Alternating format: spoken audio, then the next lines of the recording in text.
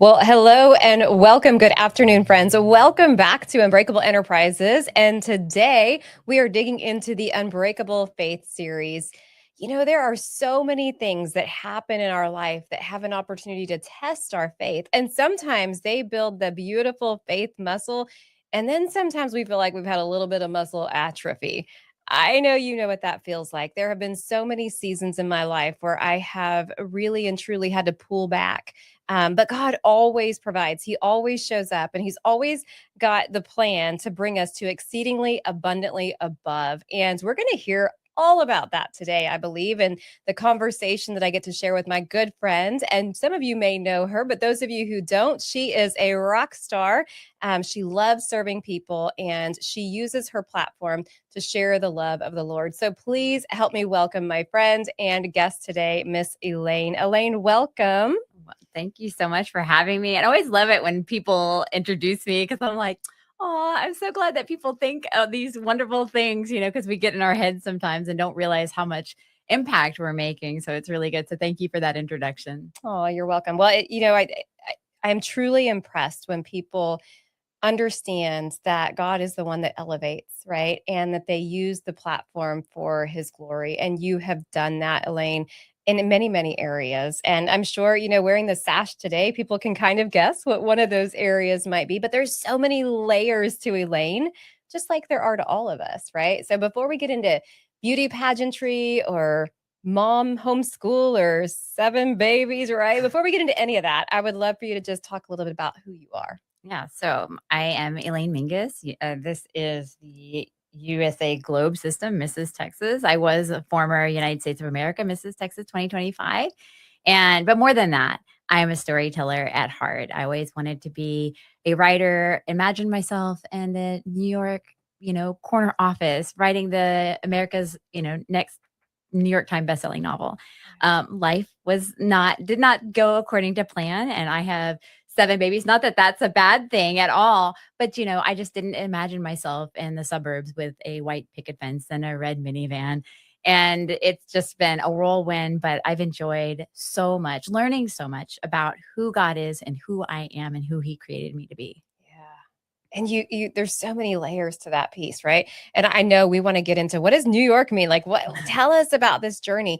And as I think about, kind of the intro today with the faith muscle that we build, and sometimes it feels like that muscle had some atrophy. I know there have been seasons in your life that have felt like, man, I'm on fire. And then there's seasons where you're like, who am I? Right. So Elaine, let's dig in. What phase of life do you feel like you want to start with today?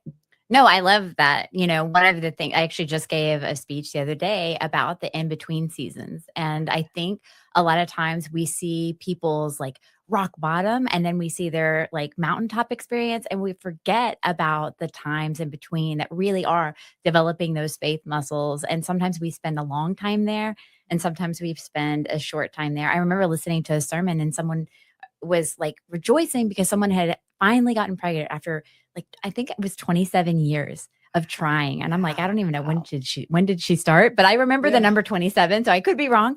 But I remember thinking everybody's like, yay, a baby. And I'm like, wait. 27 years? Like that would almost crush most people. So let's just applaud this woman for a second for the diligence that she had to stay the course for that long. And I think we don't pat ourselves on the back enough for the faith that we're growing and the fact that we're surviving. I was talking to a friend yesterday and I was just like, oh, I'm just not making it. Like, life is hard. There are certain situations that I'm just like, I just can't do this. And she said, Elaine, but you are. You are doing it. I see a woman that's fighting and that's overcoming. And she said, she painted actually a battle scene for me. And she said, sometimes we're in the middle of the fight and it's like those epic battle scenes you see in Hollywood. And it's like, you get knocked down and you have to like, roll around for your sword. And then the guy is coming back at you. So you got to jump back up. And sometimes it's like over and over and over and over again. And that's the current season I'm in. It's just like the over and over, like, why, God, I'm getting knocked down so many times. This in between season where I'm in the battle, but I'm not yet won is really hard. And, we just have to remember that there is an end and he does win. And so it's that faith muscle is so important though, to work during that time and to not let it atrophy, because there's so many times you're tempted in the middle of the battle to just be like, I give up. I give up. White flag. I mean, Yeah. just go ahead, run me through. Yeah. Wow. Yeah, I hate to hear that you're going through that. And I know that it's going to be beautiful on the other side, because watching your journey in several different facets, I've seen the beauty always emerge. And I think that's amazing. And I think in the middle of that season, one of the things is you talked about painting a picture, right? She painted this picture of the battlefield, and I'm sure that just resonated so well. But one of the things that I think happens to all of us is we paint a picture of what success looks like, what winning the war looks like, what, achievement looks like. And sometimes in the middle of it, the battle changed, right? Have you ever had that happen in your life before, where you're like, this is the destination point? And we kind of alluded to that earlier, but this is the destination point. This is what success means to me. And then you're like, oh, just kidding. I'm so glad that wasn't it, because this, right? Talk to us about that. Absolutely. And so, one of the biggest things, like I talked about in New York, is I was actually offered a very prestigious internship at a very, very famous magazine, and just decided at that point, that was not the best thing for my family. Now, that was my dream. And I said, you know what? It's got to be the right dream at the right time, not the right dream at the wrong time. And so I laid that down. And so that really was the beginning of my dream being shifted, this dream of me being, a best-selling writer and being in New York and living that kind of, city life, not, suburbs, not camping with the husband, and, continually, 7 babies, 1, 2, 3, 4. And so that dream changed. And there was definitely moments in my life where I was so thankful for that dream. We homeschooled for 15 years. I leaned into it. But then there was that little part of me that was like, that dream was missing. And then I started kind of pursuing it like in a half, like I'm not in New York, but I can do it here in my little closet because all our bedrooms are filled. So I have to work out of a little, we call it the clothis. And, and so, I tried to do that. And then eventually I was flown up again to New York for a very prestigious news position where I was going to work as a reporter, and I didn't get that job, and it crushed me. Like I have not remembered it. I mean, I was 40, it was 2019. Okay. And so however old I was, 39. And I was just like, I'm done. I'm not doing this anymore. Don't resurrect this dream again. I'm done. And that's when I started selling furniture, which led to pageantry, which led to me sharing my story again, despite all of my efforts to not be here in front of this mic today. So exceedingly abundantly above, more than we could ask, think, or imagine. Elaine, I think obviously God had a vision for your future, right? And part of it has to do with writing and storytelling, and it always has. That's why but when we're at a certain age and a certain stage in life, we can see this much, right? But he sees so much. And somehow he saw pageantry, and somehow he saw obedience, and somehow he saw that people's lives are going to be changed because of your voice, which may not have been created in a city like New York, right? Mm-hmm. In a place where you have to follow the rules and you have to let an editor tell you like what it is that you can produce, right? So let's talk about that a little bit, because I just think about, okay, yes, how amazing that would be, and how free you are today because you don't have those rules that you have to follow. Now, you followed some rules because there's some pageantry rules, but let's talk about this a little bit. So take us through, you said it led to writing in my office, selling furniture. And then, okay, what's the correlation between selling furniture and pageantry? Talk to us about that. Yeah. So I was writing and I was blogging for about 10 years. And that was my dream, to share my story, because I have a really amazing God story. But when I didn't get that job, I said, no more. I said, you need to just leave me alone. I turned off my blog, unpublished. I had like 12 Amazon titles published. I unpublished them all. I just shut it all down. I made a little profile picture on Instagram, on Facebook, like an emoji, because I didn't even want my photos online. I took like started deleting, mass deleting photos. I was like, I am no longer in the public eye. I am done. And at the same time, we had gotten into some debt because we had decided to take a vacation with our family, and because we have a large family, big vacations aren't in our repertoire. And so we decided, okay, we're going to do the big vacation. We flew to Hawaii, had a fabulous time. It was 2019, came back to $10,000 worth of debt.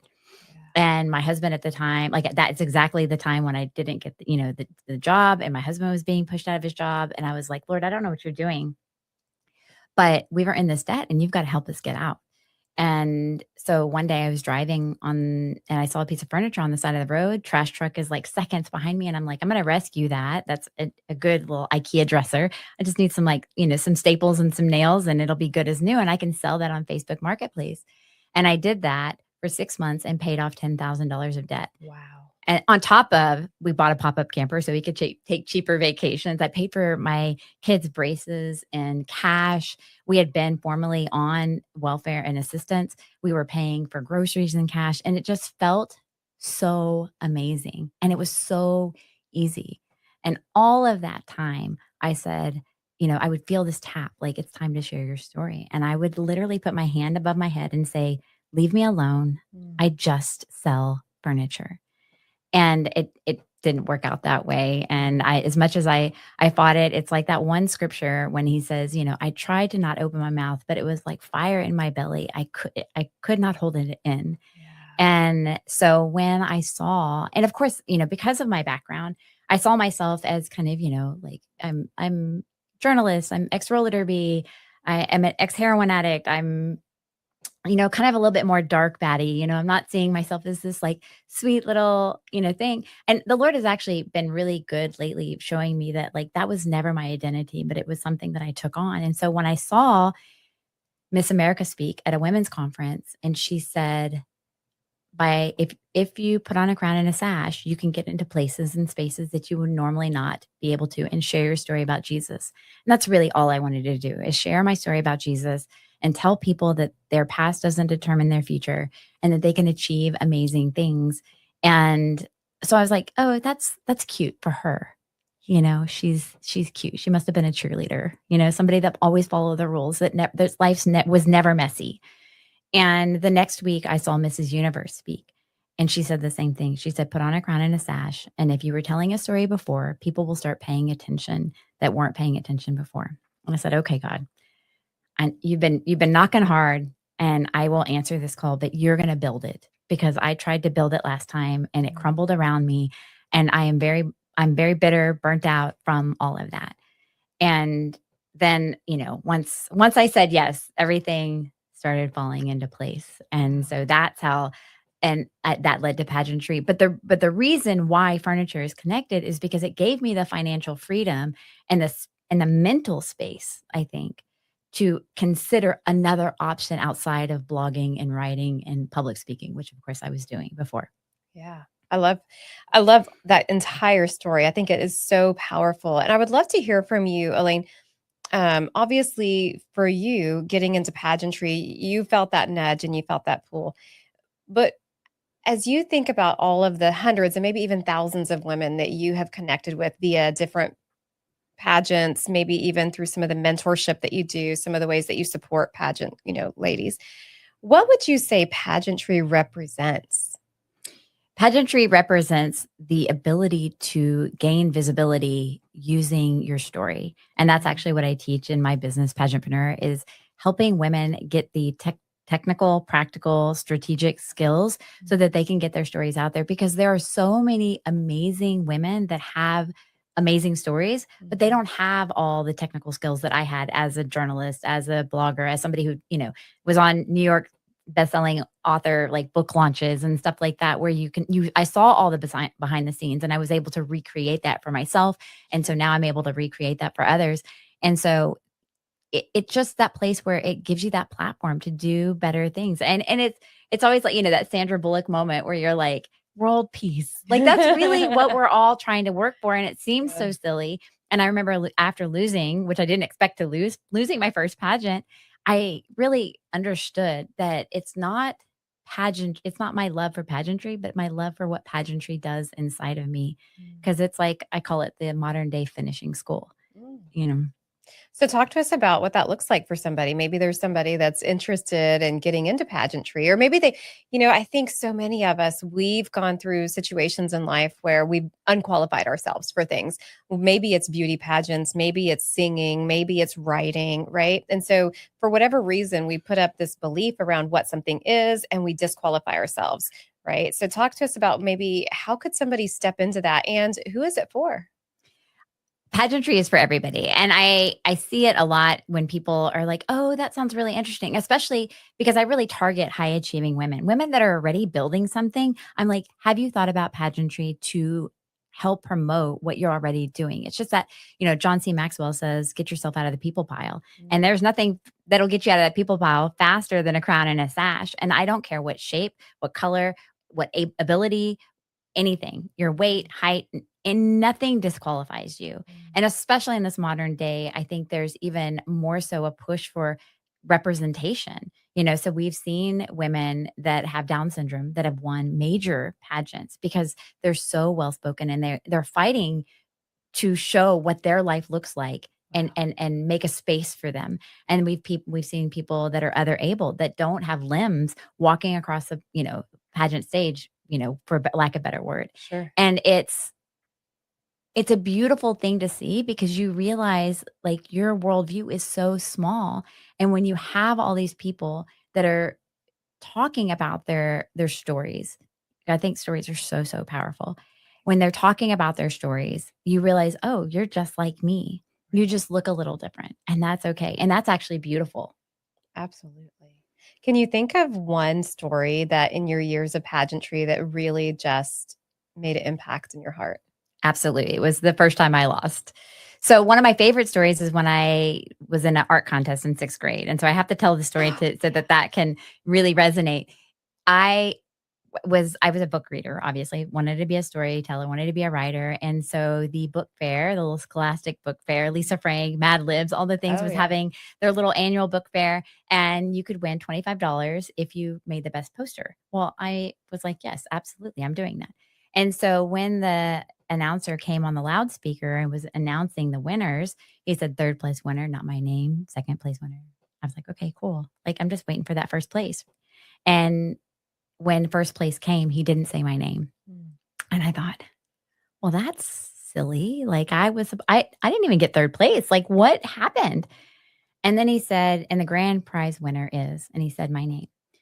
And that moment has really made a defining mark on my life because I didn't know what I didn't know. Because in the 90s, you're watching the Olympics, there's a first place podium, a second place. There's no grand prize podium out there.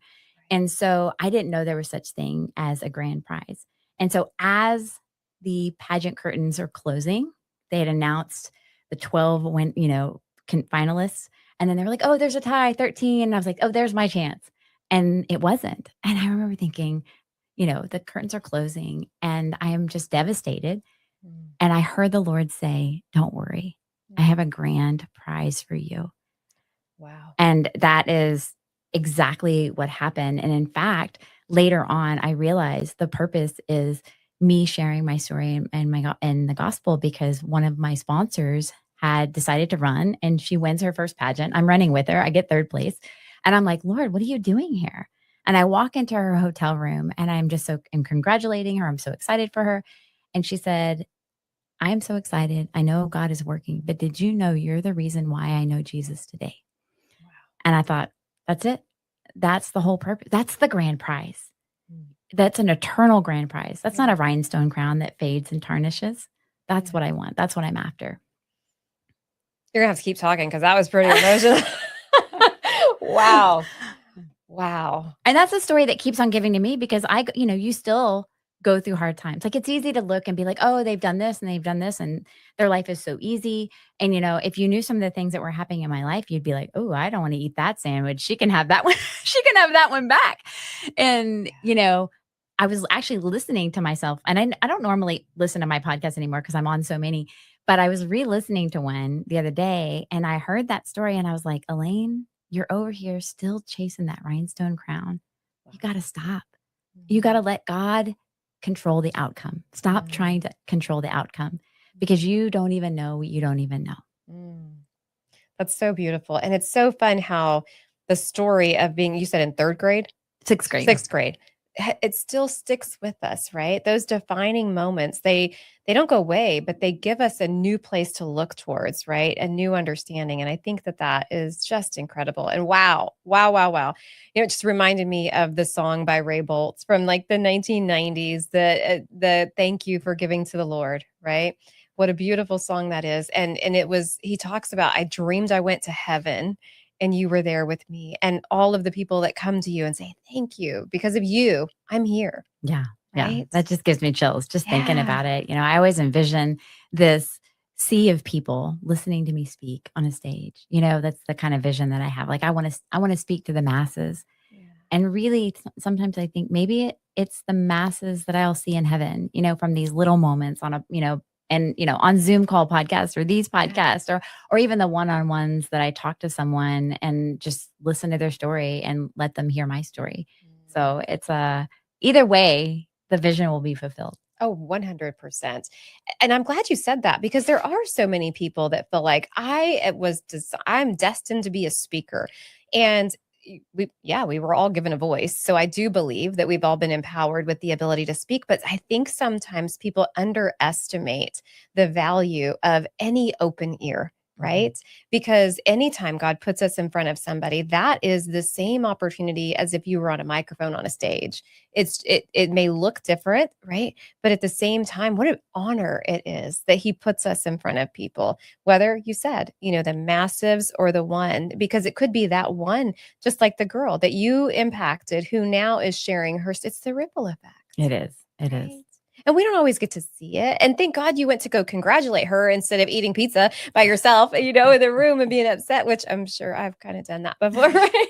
It happens. No shame. But sometimes, it's human. It's human for us to be disappointed and for us to just retract or pull back.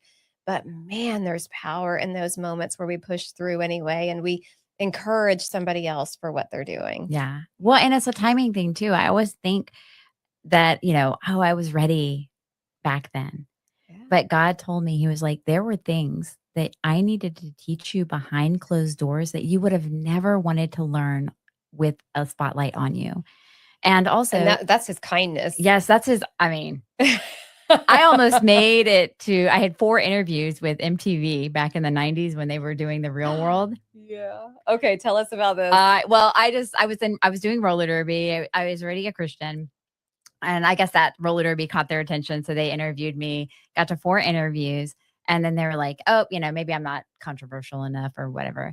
And I remember thinking, especially after the America's Top Model, the whole there's a hot tub scene and she's too inebriated. I was like, that would have been me. That would have been me. And it would have been for all of eternity before, the internet existed the way it does now, where everybody's filming everything. That would have been a meme. That would have been, no, I'm so glad. Like God's kindness. Thank you, God, for unanswered prayer.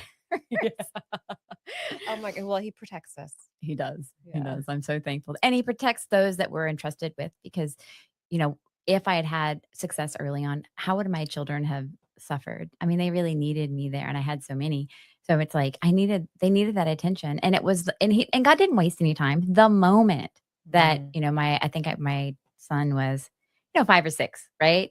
And he was like, okay, now, they're big enough now that you can have a little bit more breathing room. It was like really honestly, like, see, my last pregnancy was in 2018. 2019 happened, then 2020 happened. And that's when I was doing the furniture. And then 2022. So, it's not like he didn't waste any time, minus COVID, which kind of slowed the whole world down, but he didn't waste time. And so he's always on time. Wow. That's so fun. So talk to us about 7 kids.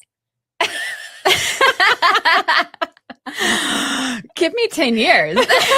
I'll have a different response. Oh, no, I'm in that. What is it called? The where you're on both sides of the fence. There's a term for it. I think I can't remember the term right now. But I have an 8-year-old and I have a 22-year-old, And so both ends of the spectrum. yes. Yeah. And then all the ages in between. I've got 5 girls, God help me. And there's 5 still at home, and then 2 are out of the house living their own lives. And that has been, you know, you think it's so hard when they're toddlers and, but I mean, at 8 p.m. or 6 p.m., whenever you put like they were in bed and you could just watch your shows and, go to the gym. Now, like, I mean, they're coming out of their rooms at 2 a.m. and I'm like, why are you still awake? Yeah. Stop, your dad has to go to work. And they're just loud and they want to chat and tell you things. And then they're telling you about their Minecraft builds. And you're like, I'm really, really not interested, but I'm going to pretend that I am. And, there's all, it's just, and then, then there's the real life stuff that happens. We've gone through so much stuff, and I don't wish it on anybody. And I struggle with it, just like just like everybody else. I mean, my life is, and I try not to speak a lot about, you want to speak out of your scars, not your scabs. And so there's areas in my life that are still healing. And one day I hope to talk about those things, but not today, right. And then, when they deal with your own children and they're minors or they're adults and they don't want things online, I've had to be really careful. And that's really hard because it's my story too, but it's their story. And that's probably been a really big learning curve for me because I'm so open and I share so much. And, you can't sometimes. Right. Yeah. I think we all have to learn that lesson. And it's a hard one to learn because you're right. It affected you. It affects you, right? When our kids suffer or they struggle or somebody hurt them, we're connected. We love them. We have an emotional response to it and our hearts are hurt too. And we just want to be like, listen, I know how you feel or whatever, right? We have to learn. That's a very, very valuable lesson. And so I'm actually writing another book right now. And Parker, my oldest, I'm like, is it okay if I share this story? And it's such a fun little story about a pond that we had in our backyard. And so we're going through the whole thing. And he's like, Mom, that makes me look like a jerk. I mean, he actually used a different word. But anyway, I said, well, let's recreate it together, right? Let's tell the story, but let's recreate the outcome a little bit together because the story was so powerful. But, I think that's, I guess, a great lesson too, is talk to your kids, right? Ask them, hey, is it okay if I share this? How do you feel about it? And even maybe part of that becomes part of the process of empowering your kids to share their story as well. We grew up in a time and a space where you just don't talk about certain things, right? And everybody before us was taught that as well. Rub some dirt in it. Don't tell your story. Nobody cares, or we just don't talk about those things, right? And so to be able to get that next generation to be comfortable with storytelling, I think is a big deal. Absolutely. Absolutely. I mean, and that's the ripple effect that, we're talking about. And so just learning as a mom where it's a constant battle, right? Where to give them space and where to push them a little bit. And, the older they get, it's easy to do it when they're in your house, like we were talking before the show.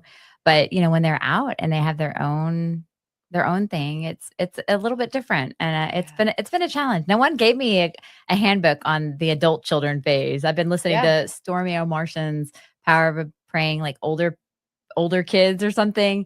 And I'm like, it's been a lifeline. So it's been really good. Yeah. If we name that book later and I'll tag it on here because I think that would be incredibly helpful. But you're right. We talk about the kids, you have control and then all of a sudden they're 18 and you're like, that was just whoop, taken away. And you're like, no, wait, I wasn't ready. Nobody graduated me. Like, how do I let go of something that's our baby, right? Yeah. And then right in the middle of perimenopause, you're like, oh, thanks. That was really good timing, God. I don't know why you thought that was a great idea. But we'll get it all done at one time. Pull it off like a band. But it's been a very healing thing for me because some of the things we've gone through, I realized I was really enmeshed with my older kids, especially. And it took on a lot of, because of the experiences that I had as a teenager, as a young teenager, I took on a lot of that blame because that's what was done. It was my fault. And the Lord really showed me, like, some of this isn't your fault. Like, you don't have to. And I was giving them scapegoat language to blame me for some of their things instead of letting them feel the weight of their disappointments and the consequences of their actions.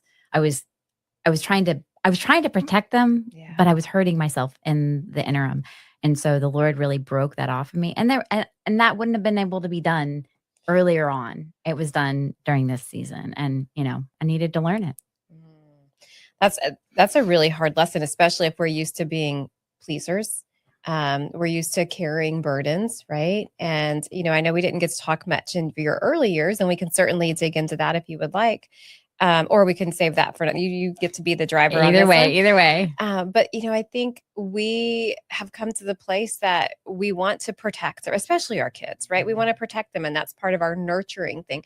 But in that desire for protection, you're right, we handicap them, or we give them that scapegoat of not learning how to take emotional responsibility and not how to be stewards of their own emotions and consequences. And I think that's one of the big challenges that we face as a society today, is that we are learning a lot more about emotional intelligence, but we're not learning a lot about emotional stewardship. Yeah, that's good. That's good. I definitely agree. And, just briefly, I'll talk about it. I was abused by a youth pastor, blamed for my own abuse. And I took on that blame and shame, which led to an eating disorder, which led to a drug addiction, eventually a heroin addiction. And I walked into a church one day and I was never the same. But that healing, some of that came immediately. Like immediately I stopped doing drugs. I was admitted to an eating disorder outpatient clinic. Immediately, I stopped having an eating disorder issue. But what still was there was that the things that were less obvious, and they did. I wanted so bad to protect my children, especially my girls, from being abused the way that I was abused, that I did it out of just a pure heart of, I don't want you to feel, because no one walked me through. It was the 90s. Like no one went to therapy. No one was on, only crazy people were on Prozac, Right. and there was only Prozac. Right. And it's like, and so no one helped me. Like once it happened and it was found out, and, whatever things happened, that was it. Like we never talked about it again. Right. And so I just made sure to talk about every single emotion. And I made sure to try to soften the blow of every emotion, because no one did that to me. You've heard the thing where you become the person that you needed to be. Right. But I did it to such an extreme that I ended up crippling them in different ways than what I intended to. And so unlearning some of that bad habits, like hopefully going forward, I've got the first half and the second half. Yeah. And then I got the crazy one in the middle that's just about to kill me. But hopefully I asked my son this morning, I said, okay, 1 out of 10, where am I on the parent, like mommy scale? Like, am I doing good or what? He goes 8.5.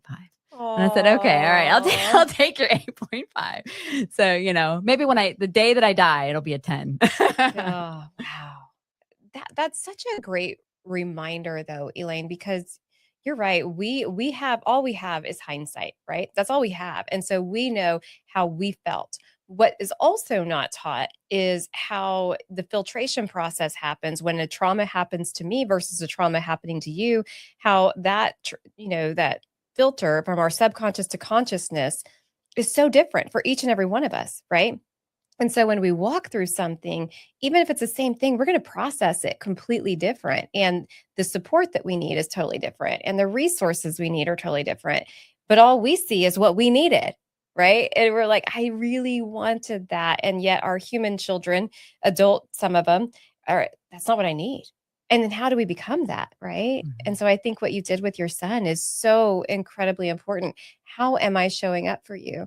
And give me a score, and then tell me, what can I do better? And I did. I said, can you give me some feedback? And he said, well, you need to probably listen more. And I said, all right, touche. Yeah. There was this time when one of my children was going through a relationship situation at about 14 years old. And she was just really sharing some details. And of course, my wisdom brain kicks in. And I'm like, well, let me talk to you about this, this, this. And the Holy Spirit literally convicted me in that moment and said, Theresa, I've given you a lot of gifts, but 2, I want to point out to you, right? 1 is the gift of wisdom, and you use that way too much. The other is the gift of memory. I need you to remember what it felt like when you were 14 years old, right? It hurt. It was a challenge. And so every time I get in a conversation with somebody, especially my kids, I have to, okay, God, am I working out of wisdom or am I working out of memory? And I don't always That's get it right good. because I really like to work out of wisdom. I don't want to remember those things, right? Yeah. I don't want to remember how hard it was or how terrible I felt or what it felt to feel rejection or any of I don't want to remember that. I bury that in the past, right? But memory is a gift. Yeah. Yeah. Well, and I think we turn to wisdom not only to escape remembering, but also because we are trying to keep them from the pain that we Yeah. experience. And empathy is such a powerful thing. And wisdom, when we're telling them like exactly what to do, you should be doing this, and here's action plans, and da, da, da, like it triggers that dopamine effect that we're like, where we're giving them a to-do list, like this is really profitable. I'm And the this is, hero. I'm the, exactly. And it's Yeah. like empathy feels kind of like prayer. Like it Yeah. feels like maybe slightly inactive, Mhm. and it's like, but really it can be a really powerful thing when used correctly. Ooh, I want you to dig into that a little bit more. So, what you said was a gold mine. Sometimes we think that prayer feels ineffective, but it is powerful.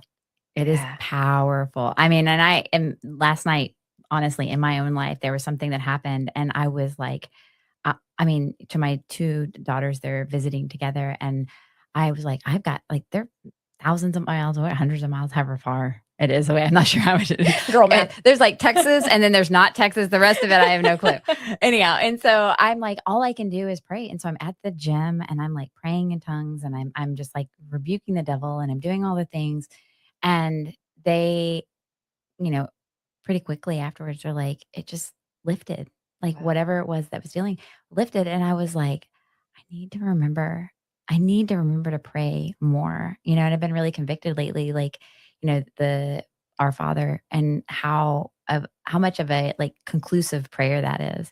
And Mm, how, I mean, just saying that at least once a day would be really good. But then just to be really specific, a lot of times I think we pray and we're like, deliver me from this situation, instead of praying, whether it's like for finances, you're like, give me the clients that you want me to have rather than give me money. right. Give me the clients that I'm going to bless and that Right. need to hear, that have a story to share, and they're dying to share it, and they don't have the practical skills or the technical knowledge. Bring those people instead of, oh my gosh, please, Lord, why are you doing this to me? My bank account's an empty, you just deliver me and give me money. Like it's Right. like, if you pray more specifically, you know, then it kind of gives that opening to the spirit to do more specific things. Absolutely. You just think about focus, right? If we are in a situation where we're just like, I just need this, how does any of this come into our consciousness? Like, how do we even bring that to us? But when we get specific, when we get specific and we say, Lord, and now also let it be in alignment with your will, because the word says that delight yourself in the Lord and he will give you delight yourself in the Lord and he will give you the desires of your heart, because they're in alignment with his word and his will for your specific situation, which is unique than anybody else's situation, right? So it's so cool to see how specific that can be. But Elaine, I think you're absolutely right. Instead of being so ambiguous about what it is that we desire, delight ourselves in the Lord. He will give us the desires of our heart and then he'll provide them. But if we're just so ambiguous, I don't know what I need, then how can he perform that? It makes me think of like when you go in for a bank loan, or you go in, for a business, right? They don't want, oh, I'm just going to use it for my business. Yeah. Well, like what? What are you going to, what? I need, $16,432 to pay employees. I need, Right. and the more specific you can get, the more likely you're going to get that loan. And I teach it all the time in my pageantpreneur, because I talk to the girls about not only how to, grow their social media, how to get sponsors, how to get seen on podcasts, how to get appearances and everything like that. But when I talk specifically about sponsorships, I'm like, what are you going to use this money for? Mm, Like, what do you need? You're just like, oh, I want sponsors. Okay, but what kind? Do you need a Botox sponsor? Then go, hit up 5 different people who who do Botox, and go ask for Botox. right. If you need a tanning sponsor, you need to, and how many tans do you need? How often are you going to do a test tan right before pageant, and then you're going to do a real tan?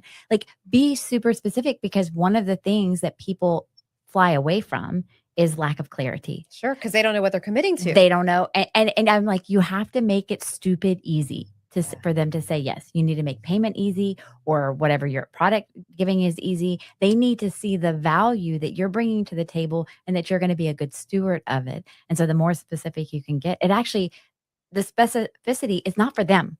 It's for you. Right. Right. Well, it gives you because otherwise, what do you do? What do you do? How are you using this tool, whatever it is, to move you forward? I don't think God cares so much whether our house is full of toys, but He cares about what we're going to do with them, how we're Mhm. going to impact the world with them, right? And so I think that is such a valuable nugget. So talk to us a little bit, Elaine, about your business and how you. So I mean, we've kind of filtered some of that through, but if somebody was wanting to work with you, what does that look like?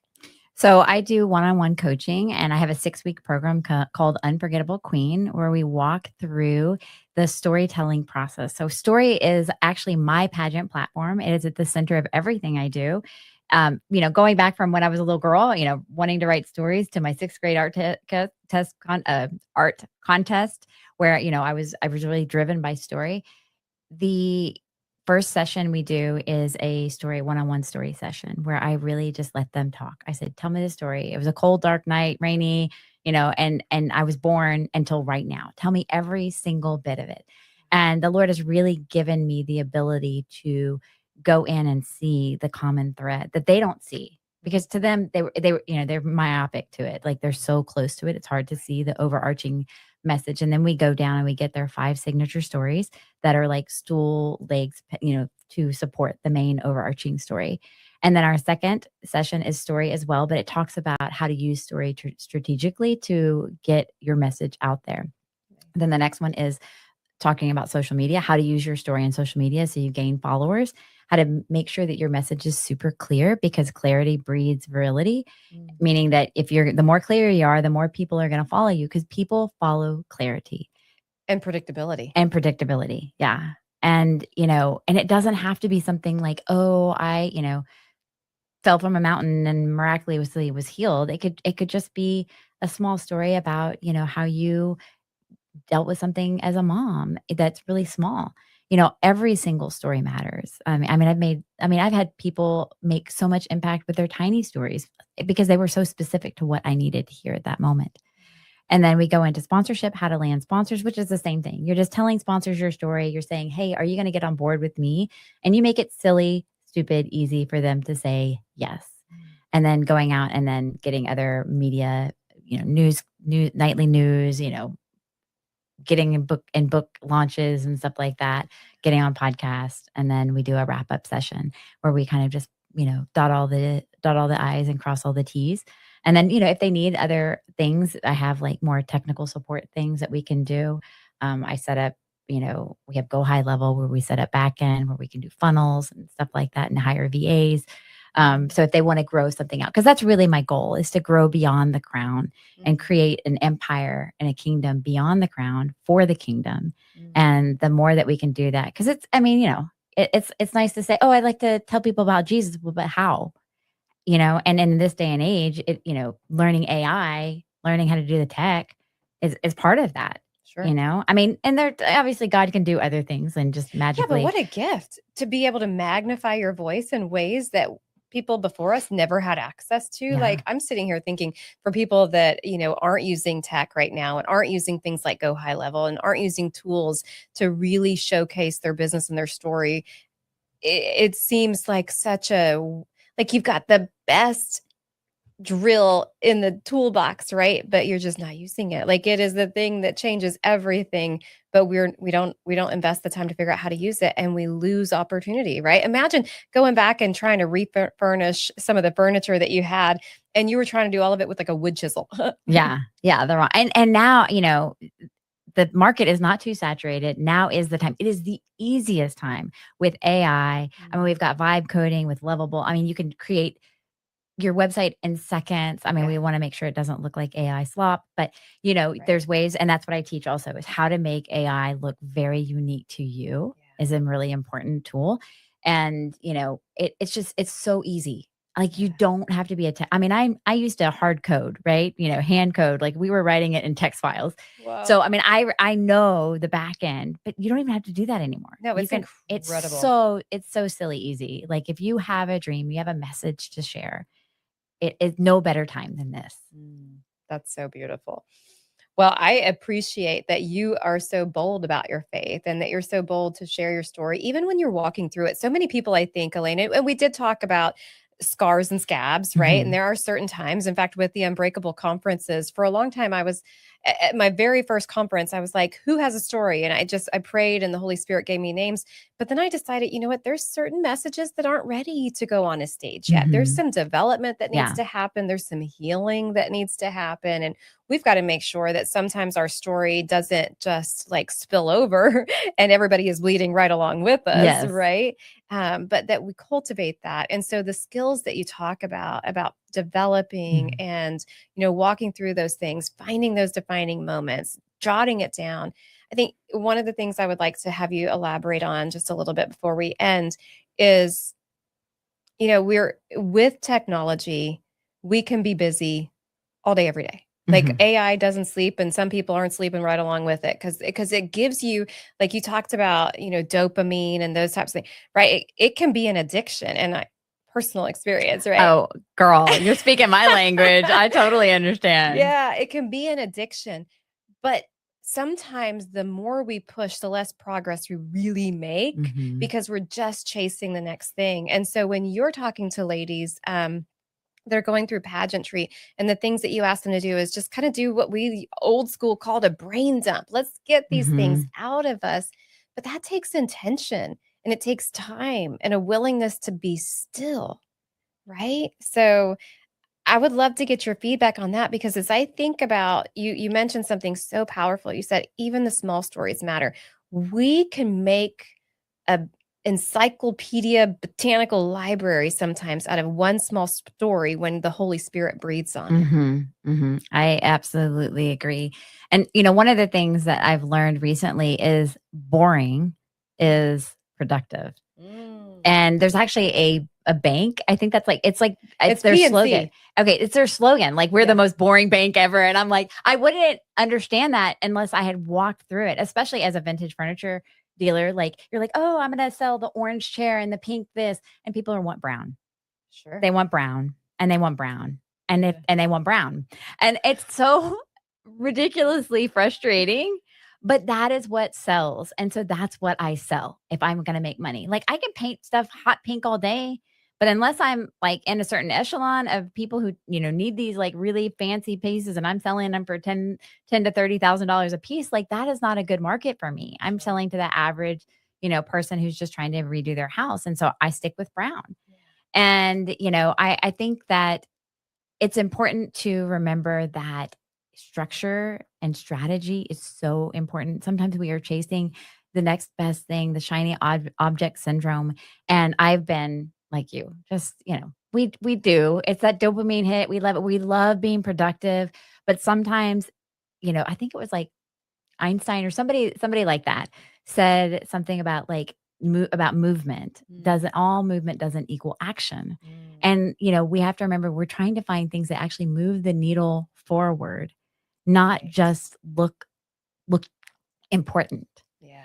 And I think that distinguishing that and finding a structure and a strategy and making boundaries so that you are not burning yourself at both, because I've burnt myself at both ends. I'm like up blogging at 4 in the morning and then waking up and homeschooling at, I would say 7 in the morning, but it's probably more like 12, but still not getting enough sleep and, Right. nursing a baby and being pregnant at the same time and publishing books. And it's like, and then you're like, when all of it doesn't seem to be producing the fruit that you're putting out, it's very frustrating.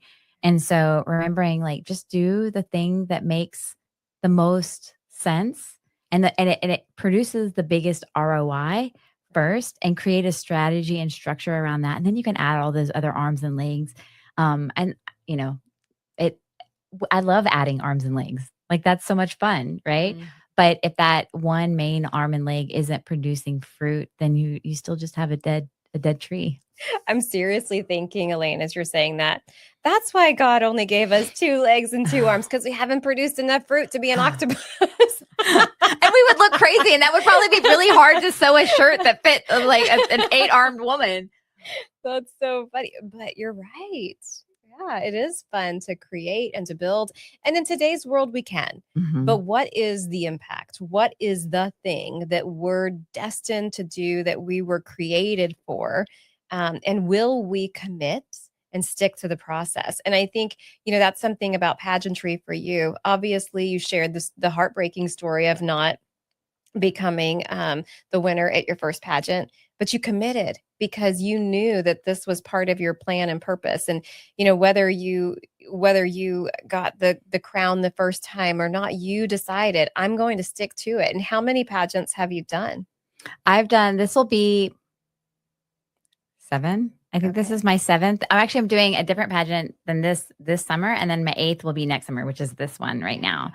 And so, yeah, it's a commitment. And I was talking to my daughters yesterday about if you look at my life and you were to say are you crazy?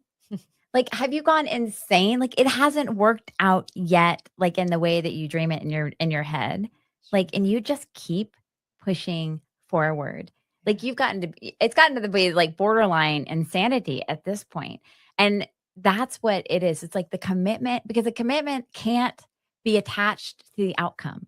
Because if you attach it to the outcome, which I've attached it to the outcome so many, and I've been disappointed so many times. And the Lord really has been lately showing me, stop looking at the outcome. Let me be responsible for the outcome. You are responsible, lamp unto your feet, for the next best step. Right. Everything else, let me take care of all the details after that. Wow. Such a great lesson just in that particular piece, because so many times we want to know, if I'm going to risk myself, if I'm going to risk my pride, if I'm going to risk my identity, if I'm going to lose and step away from this job, right? Or whatever it is, then I need to know for absolute certain. There's our human need for certainty that's coming out, right? And the Lord is just saying, actually, what you really need is trust, right? And belief that He actually loves us, and His desire is not to hurt us. In fact, His word says it says, I have plans to hurt you. No. To prosper you. To prosper you. And so and that's part of the trust equation, I think. But that's one of the hardest things, because, well, quite frankly, Elaine, in your situation, in my situation, and probably most of our listeners, the humans that we thought we were supposed to trust didn't always come through. Yeah. Right. And so I think that we've been conditioned to, and especially now in today's world, where I believe we're living in the biggest recession in history, but it's not a financial recession, it's a trust recession. Right. And I really and truly believe that that's one of the hardest things for us to do. So if I can't trust you, human, who I see on a daily basis, who I can see, how am I supposed to trust this God, right, that I can't see, or the Holy Spirit, who I know dwells within me, but I can't see? And I think the answer to that is one step at a time. Yeah. Yeah. I totally agree. And I think AI is making it work. We can't even now trust our own eyes. And so that's when we have to have eyes of faith and really be in tune with that Holy Spirit. And I think it's by design. I honestly do. I think that, it's whatever Satan means for evil, God means for good. Satan is, trying to make it so hard for us to trust even our own eyes, what we hear, what we see, what we smell. I mean, we're just who knows what they're going to come out with? We're going to be we're smelling hamburgers, and it's not going to be hamburgers. And it's, we are not going to be able to trust anything except for God. And God is okay with that, because it's it pushes you towards me. Wow. And it's not going to be fun, but it's going to be for a purpose. That's so beautiful. I'm glad you said that today. I'm glad we were able to go there, because I do believe that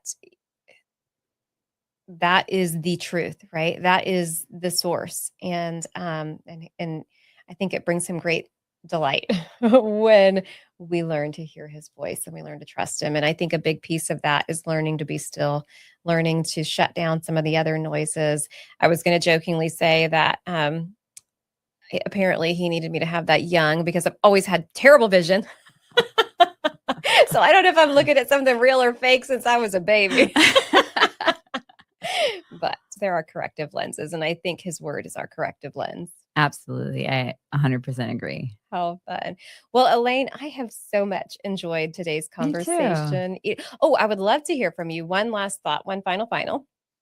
If you were to say there is a story in the Bible, there is a character in the Bible, or somebody that you feel just resonates so much with your heart, who would that be?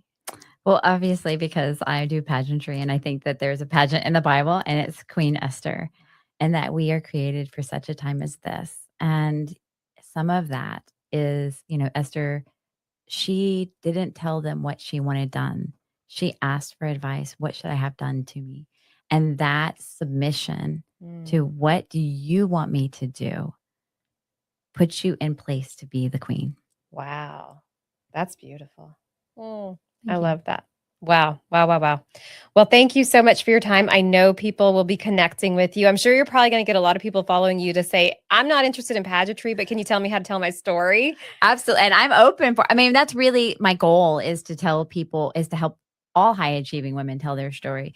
Pageantry just happens to be the niche that I do it because there's so many, I mean, they're already halfway there, but there's so many women that are already halfway there that I definitely don't mind helping as well. That's awesome. Well, thank you for your time today. And thank you for being the queen that you are. Well, thank you for having me. I really appreciate it. Really enjoyed it. You're welcome. Well, friends, wow, what a beautiful conversation today. And I know that as we heard, we are all thinking about what areas in our life have I maybe built that faith muscle, and maybe what areas has atrophy started to take place. Well, as you saw, atrophy may start, but that's not the end of the story. And I think today, getting to hear Elaine's mission, her vision, her purpose, and God's plan for her life has really shown us that while sometimes we take a step back, sometimes we're laying down in the battlefield, maybe that destination is much different than we thought it would be. So, thank you for being with us today. Thank you for learning with us. Thank you for being committed to building your unbreakable